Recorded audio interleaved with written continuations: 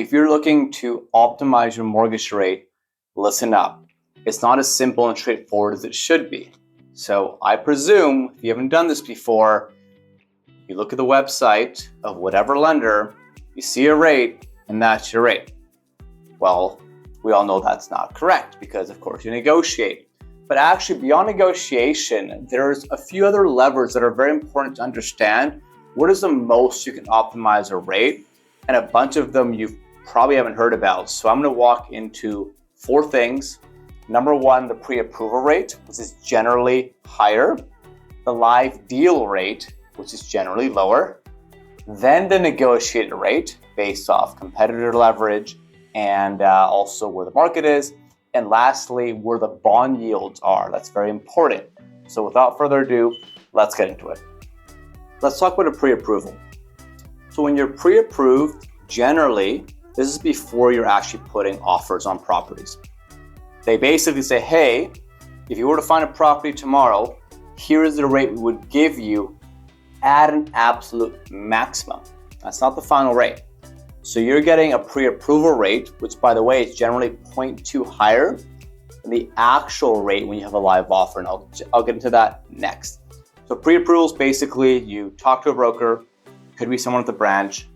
They don't even really look at all of your documents because you're not exactly super serious yet. Remember, brokers, banks, very busy. Most banks don't even give you a pre-approval letter. They say, come back to me when you actually have an accepted offer. Just set the stage, okay? The ones that do it, like let's say TD Bank, they'll briefly review it. They'll give you a gut check. They'll give you a 1-pager that says, hey, you're pre-approved for up to this mortgage amount, and it expires generally within 120 days. So one of our lenders like BMO does 130 days. Some lenders only do 90 days. And again, some do not do it at all. So keep that in mind. So with the pre-approval, you have mental comfort that if rates were to shoot up, you've locked in a rate and you can't go over the rate you have. Typically speaking, unless you're in a very high rising rate environment, doesn't really make a difference. Rates are kind of puttering along and you have this mental reassurance, but really when it's live, it'll be at least 0.2 lower. And that's when things get interesting. So let's say you have your pre-approval, that's level 1, right? Or stage 1 of rates. And now when you actually get an offer accepted, this is when people, it's an expression in the industry, sharpen their pencils. They really want your business because you're about to close on a property, you're being serious. And that's when they'll actually look at giving you a more negotiated live deal rate, which is typically what you'll see on the website or on any PDFs and emails, depends where you're getting your sources. But a live deal rate is their best advertised rate at the moment for deals that are closing within 120 days. Closing meaning it's accepted. So that's when you're going to see a rate be a little bit lower. If you got a pre-approval, let's say of 4.4, now the rate might be 4.2, whether it's fixed or variable, right? Quick note as well, when you are locking in a fixed versus a variable, you can lock in a variable. Remember, you don't have control on the actual variable rate, but you have control on the discount from the prime rate of Canada. So it might be prime minus 0.8. You'll lock in the 0.8. From my experience, the discount from prime is way less volatile than the actual fixed rate. So if you're torn between fixed and variable, I would just say lock in the fixed rate. And when it's a live deal, assess the fixed versus the variable. Remember, you can actually change your rate, not just from between pre-approval to the actual live deal. I mean, rate and like term and everything, but even in a live deal, you can change your rate 2 weeks before closing. Not recommended, but it is possible with the same lender. And if the rates are different or suddenly the variable is a lot lower than the fixed, you can do a parallel switch as long as you talk to your broker about it. There's always a bit of fine print on when that's useful to do. But just keep in mind, this is like a rolling draft. So you get a live offer, you get your best fixed rate. It's now a 0.2 lower than we got it at the pre-approval stage. Okay, great. So you are now at level 2 of rates. But we still have 2 more levels to go. And these are the 2 levels that most people assume do not exist. And I'm going to walk you through those. Okay, when you get into the negotiated rate stage, what exactly is that? There's different levers. Most importantly, put yourself in the lender's shoes. When you're within 30 days of closing, they're a lot more motivated to release money from their funds and give to you.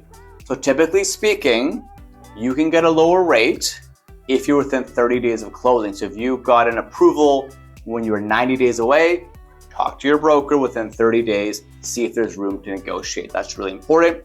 Why is that? Within 30 days, they know it's crunch time. You can usually squeeze out a 0.10, not guaranteed, but definitely possible, okay? So that's one level of negotiation.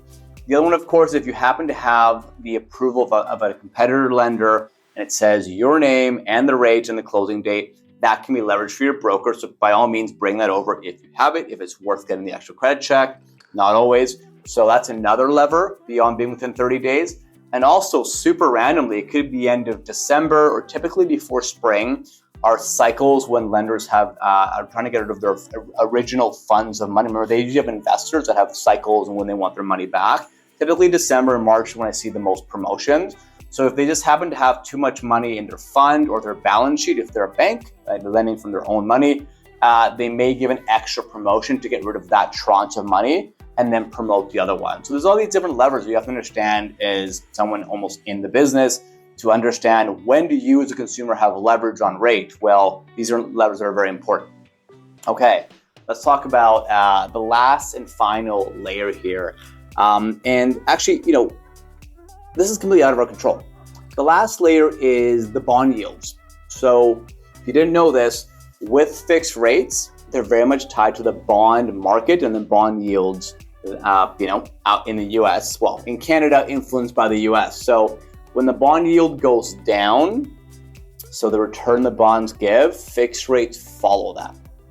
So if the bond yields go down because something happens geopolitically, and this happens at any point, especially if they go up, you might be locked in at a higher rate. But if they go down between when you get approved 90 days from closing and hopefully within 2 weeks of closing, the bond yield's gone down.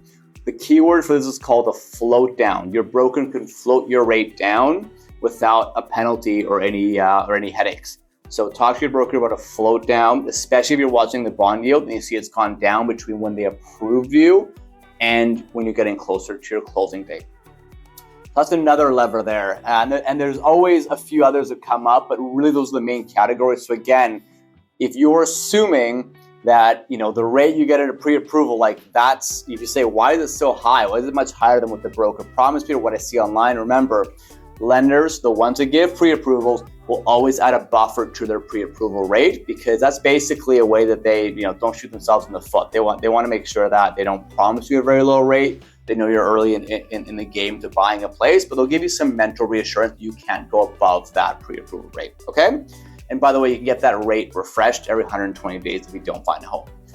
Next level, level 2, is you have a live offer. So you have about 0.2 lower than the pre-approval rate. Not exact math, but generally from what I've seen from thousands of files, that's generally the sweet spot.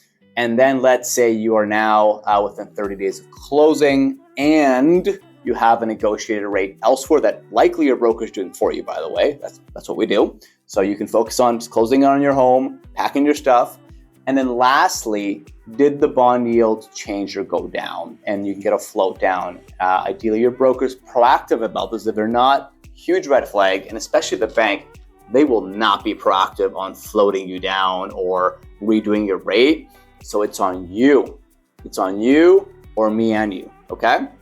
And that's basically it. So the core 4 rate negotiating strategies are really about you putting yourself in the shoes of the lender, understanding the lending business, and also understanding that lenders are super busy. And until you prove you're super serious with an offer accepted and you haven't collapsed the offer and you're within 30 days and there's other competitors that want your business, those are the levers that put your rate down. And of course, remember, there's many other videos that talk about why rate isn't everything in terms of are there big breakage fees of this lender? That's something people never look at, especially on the fixed rate.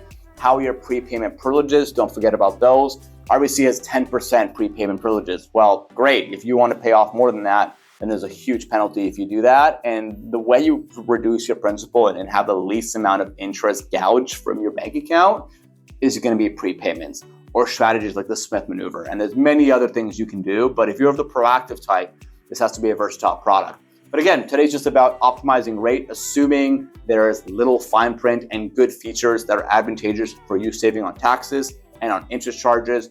Then that's the stage. Whenever in doubt, just come to me. I'm a professional and we have a great team. And yeah, we like to be your corner man to make sure that when you're in the ring fighting with lenders to get the best possible terms and rate, we're there and making sure that you're throwing the best, the best jabs, the best hooks, and ultimately leveling up in your home ownership. So with that, thank you so much for watching. Thank you for understanding, and I look forward to getting in the ring with you and optimizing how you buy your home. Thanks a lot.